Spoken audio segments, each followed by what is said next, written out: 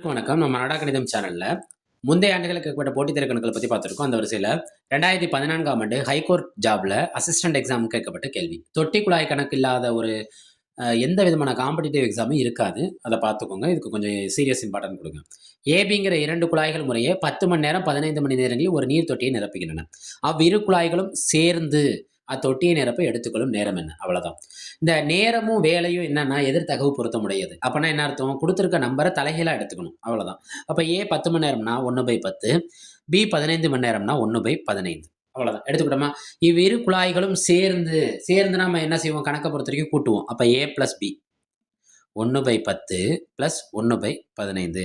அந்த அடிம்பகுதி என்ன இருக்கும்னா, இடையில இருக்க பின்ன கூட்டல்ல அல்லது பின்ன கழித்தல்ல அடிமானங்கிறது ஒரே மாரி இருக்கணும். இங்க அடிமானம் பாருங்க வெவ்வேற மாரி இருக்கு. அப்ப நம்ம இங்க என்ன கண்டுபிடிக்கணும்? மீசிமா கண்டுபிடிக்கணும்.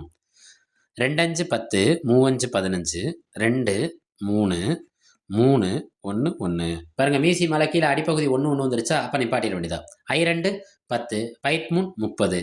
அப்ப இந்த அடிமானத்த நம்ம எதுக்கு சமப்படுத்தணும்? 30க்கு சமப்படுத்தணும். 30க்கு சமப்படுத்துங்க. 30 30க்குள்ள எத்தனை 10 இருக்கு? 3 10 30. அதே 3ஆல மேல பெருக்குங்க. 1 3 3. 30ல எத்தனை 15 உள்ளடங்கி இருக்குன்னா, 2 15 உள்ளடங்கி இருக்கு. 1 2 2. இந்த 3 2யும் கூட்டுங்க என்ன கிடைக்கும்? 5/30. 1 5 5, 6 5 30. 1/6 வேலை. இது என்னது? வேலை. நான் என்ன சொன்னேன்? வேலையும் நேரமும் எதிர்தகவு பொருத்த முடியாது. அப்ப இதுல நம்ம கேள்வியில கேட்டிருக்கிறது என்னன்னா, எவ்வளவு நேரம்னு கேட்டிருக்காங்க. அப்ப 1/6 மேல கொண்டு வந்தா என்ன ஆயிரும்? 6/1. அப்ப 6 மணி. 6 மணி. ரைட்டா? நாடா கணிதம் சேனலை லைக் பண்ணுங்க, சப்ஸ்கிரைப் செய்யுங்க, சப்போர்ட் பண்ணுங்க, ஷேர் பண்ணுங்க. ஹாப்பி பொங்கல். நன்றி.